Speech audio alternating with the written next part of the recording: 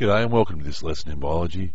In this lesson what I'm going to be looking at is how plants sense and respond to things, and this is going to be in particular looking at a special type of molecule which is used, a signaling molecule which is used by plants, which are hormones. Okay, plants don't have a nervous system. The cells can only communicate between one another using hormones, and we're going to have a look at a couple of specific examples of these today.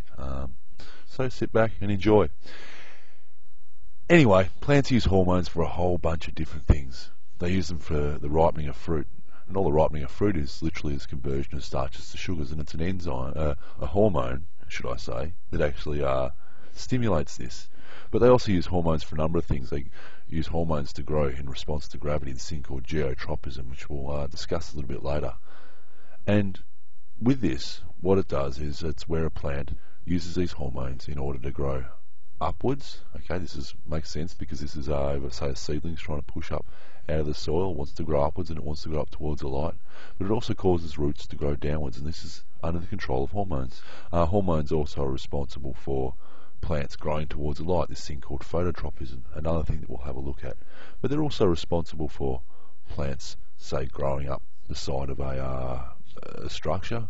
This is a response of hormones, as well as the growth of when to seed, when to grow or maybe drop certain types of leaves, or possibly even things to do with whether or not it's going to grow side branches. These are all under the control of different types of hormones, and we're going to have a look at some of these. So anyway, a few basics about plant hormones. Plant hormones are not produced in glands like animals. Plant hormones are generally produced by the cells receiving the stimulus. For example, the growing shoot tip receiving light, this is the cell which will produce the hormone. Okay, it's not the cell that actually uses the hormone, but it is the cell that produces the hormone. Okay, so it doesn't use these glands. Plant hormonal responses are much slower than responses in animals, and the hormones are distributed, moved throughout the plant in a variety of ways. Not in the same ways of animals. Animals' hormones moved around, as you probably remember, by the bloodstream. Now plants don't have blood, so they have to move their hormones around a couple of different ways. First off, they can do it cell to cell, so from one cell to the next cell to the next cell, and this is that one where plants are growing, the shoot tip is responding to light and growing towards it. This is a cell to cell. Okay, it's produced in this growing tip, and that moves by cell to cell to cell, where it actually causes this growing response that we'll have a look at in a minute. But it can also move through these transport pathways. Those veins that you see in a leaf also occur in the stem. Some of these transport water up the plant, as is the xylem, but the phloem are transport pathways that move sugars, say, away from the leaves to parts where they're needed, parts that are not photosynthesizing. And this can also be a transport pathway for hormones. Hormones can also move through the air, and as you'll see, this is like a special case of ethylene where fruits ripen. Okay, the hormone is actually a gas and it travels through the air. So anyway, we're going to have a look at a couple of these hormones right now. And the first one we're going to have a look at is probably the most important one to us, the one that comes up in exams the most, and also the one that you're going to be looking at in a sec. And this one is auxin. And this is not the only time we're going to have a look at auxin. I'm going to have a look at auxin a little bit later on in this video as well. But auxin is produced in the growing tip of a plant, and it's what causes a plant to grow towards the light. Okay.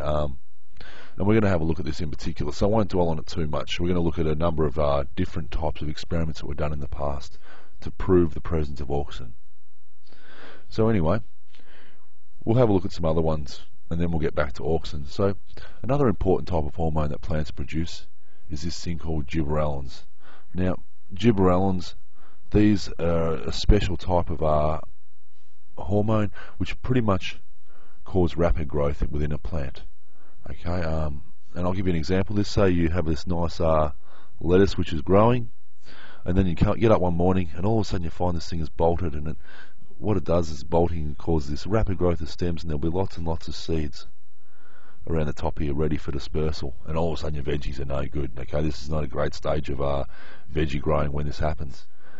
But it's gibberellins that actually cause this. They cause this rapid growth of the plant. It affects the entire plant, and it's also the thing which is actually present in a few herbicides. It literally gets the plant to grow itself to death. Okay, so that's another important one to remember. Cytokinins, another important type of plant hormone. these are produced in the roots, and these affect the branches and leaf buds. And the way they do this is they cause the plant to grow lateral branches, and I'll show you what I mean by this. So here's my branch, okay? And what these cytokinins do is they cause buds to grow on the side of the plant, and they cause this lateral growth of branches.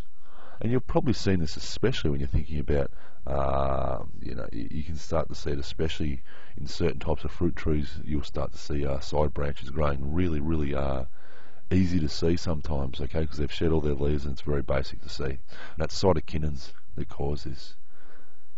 This abscisic acid is another type of hormone, okay? It's the second last hormone we're going to have a look at, and it's produced in the chloroplasts, okay? Chloroplasts aren't only for photosynthesis, they're also responsible for the production of this hormone. And this hormone's a really interesting one. What it does is it causes growth inhibition or dormancy.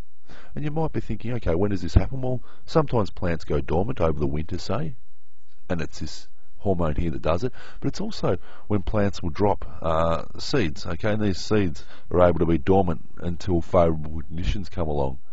And it's this abscisic acid which causes this. Okay. Finally, another the final important hormone we're going to be looking at, and this one's come up in exams a fair bit in the past, is ethylene.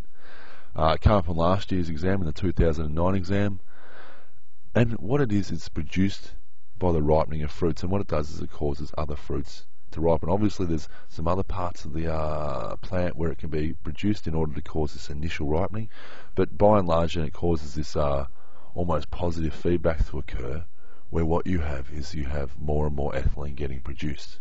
Okay, and so if you want to get something to ripen, usually you'll put it next to some type of fruit which is already ripe. Okay, the gas given off by this, the ethylene hormone given off by the ripe fruit, causes other types of fruits or other fruits to then ripen. Okay, so one rotten apple can, I guess, get the rest of the apples ripening up. I don't know if it necessarily spoils the batch. So this causes the fruit to ripen and drop. And this is a really, really important one to remember. So anyway,